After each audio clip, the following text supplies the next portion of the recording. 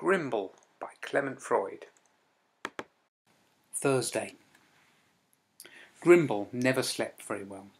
Before he learnt to read, he used to lie in bed and twist a piece of soft material around his fingers and make shapes with it.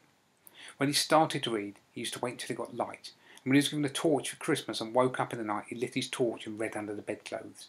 He liked thick books about battles and wars best. Grimble was going to write a book himself when he grew up, and it would be all about how children spent too much time in bed, and it was a great waste to go to sleep when you could read about Hannibal and Caesar fought, or that tanks don't have a steering wheel but brakes on each side, so if you want to go to the left you pull the left brake and the right side of the tank overtakes when you turn. When the clock points to 8 o'clock on Thursday morning, Grimble had hardly slept at all and was feeling disgruntled, which means something between all right and angry. When his parents were home, he'd once come into their bedroom and said, "I'm not very well," and his father had said, "You're definitely disgruntled, I must stay at home." And he sent a note to school saying, "Grimble poorly, signed Father Grimble." As his father was away, and it was really up to Grimble to take his own decisions, he decided he was not well enough to go to school, and wrote a note. Quite a short note, neatly written, and said, "It's my opinion that Grimble is not well enough to go to school." He wrote a name under it, like grown-ups do, so you couldn't read it. He put the note into an envelope, addressed it to the headmaster, and went off to deliver it. When he arrived at the gates of the school, the master was calling out the names, and had got to Glum and Grey. "Grimble," he called out. "Absent, sir," said Grimble, waving the letter. But the master took no notice, went on reading the names, closed the book, and went into school. So Grimble put the envelope in his pocket and stayed at school. He thought it was most unfair. After a while he was glad he'd stay at school, because Miss Fishnet, the religious teacher, was ill, and they went into the playground and had a game of football, and he scored 3 goals, 2 with his left foot, and the other sort of with his knee.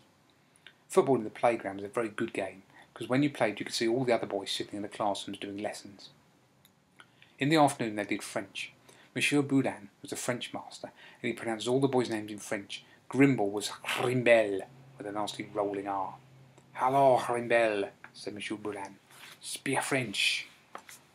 "Oui, monsieur," said Grimble, because he'd only started to learn this term and hadn't got much further than "oui, monsieur" and "non, monsieur," which mean yes, sir, and no, sir, and clearly "oui, monsieur" was the better of his 2 sentences. "What is French for a dog?" said Monsieur Boudin. Grimble absolutely hated saying "I don't know," so he said, "And woof?" Monsieur Boudin was a bit deaf. He said, "Again," and Grimble, thinking he'd almost got it right, said, "And woof woof?" "Chien," said the French master. "Write down chien, and while you're writing it down, also write down chat, which is cat. Write it down very often, then I can have a little sleep." Grimble decided that when he grew up he might become a schoolmaster and sleep in the daytime, then he could read all night. When he got home from school that evening, there was a telegram on the doormat. This time the message absolutely clear. It said, "Returning home Friday night, inform milkman, remember teeth." He sat down and worked out this meant 1 more supper tonight, breakfast, fish fingers, supper tomorrow, and his parents would be home. He went into the garden, shot 43 left-footed penalties, and decided to make his bed. Making beds was a very unnecessary habit. To Grimble, in fact almost any reasonable person, a bed looks as well with a few sheets twisted round and a pillow or 2 on the floor as it does all tucked in and done properly. Also, it's much easier to get into a bed when it was last used for getting out of. But as grown-ups make a great deal of fuss about tidiness, he made his bed about once a week.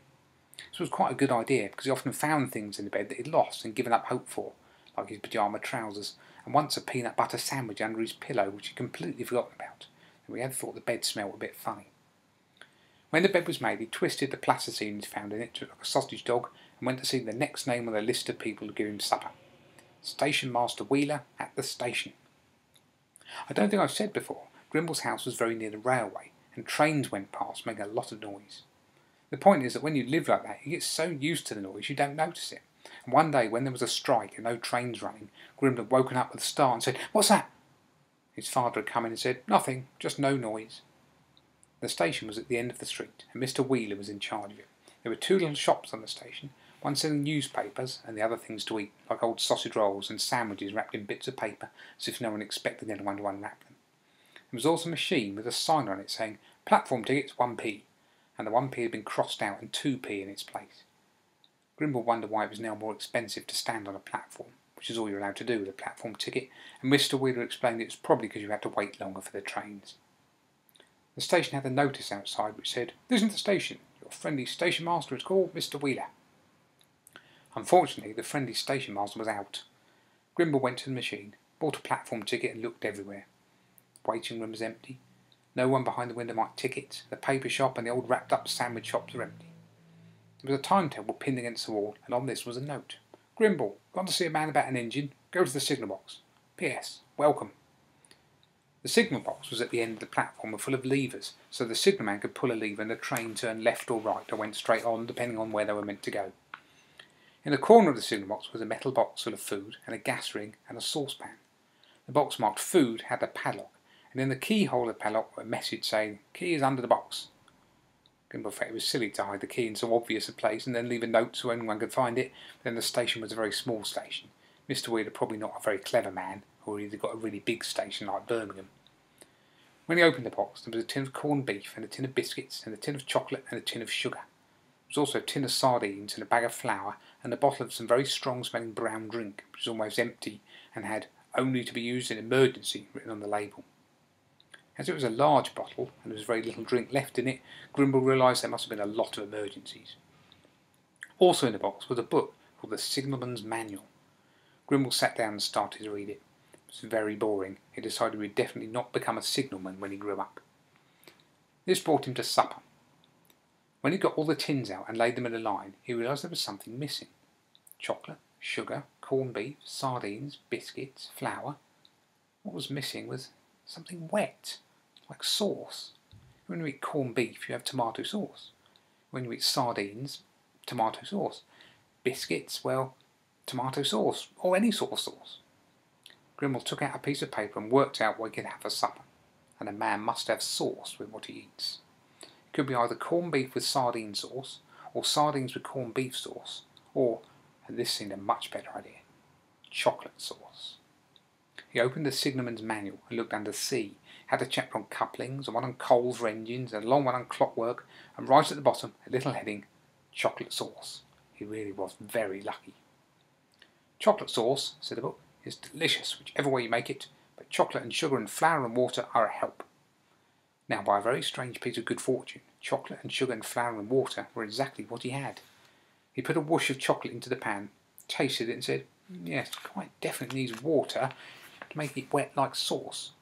And as the water was very thin, he decided flour would be good to get it thick, and as he liked things sweet, he added sugar. He put the saucepan on the fire and decided to do his homework.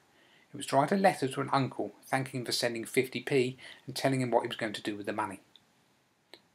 Dear uncle, he wrote, it was good of you to send me 50p, for which I am grateful. I am going to change it and put 12.5p into my bank, spend about 5p on things for me like sweets, and decide about the rest of the money later. I like money and already have quite a lot. I hope your nasty cough is better. Thank you again, Grimble. By the time he'd written that, something very odd had happened to the chocolate sauce. It was making spitting noises, and bubbles of sauce would burst and splash bits of lumps onto the signalman's manual. Grimble thought this served it right, because if it had said stir the sauce, it wouldn't have happened. What was happening to the chocolate sauce was the bottom part was burnt and the top not even very hot, because if you cook things and don't stir them, this sort of thing goes on. Actually, Grimble thought burnt chocolate sauce was quite nice. He tried a little with his sardines and some of the corned beef. Thinking about it, he thought it tasted best with the biscuits. As there were a lot of washing up and wiping up to do, he remembered he'd promised his parents always to be in bed in good time, and as this was a good time, he went home. Only one more day, and possibly tomorrow when he came home from school, his parents would be there waiting for him. It might even be his birthday.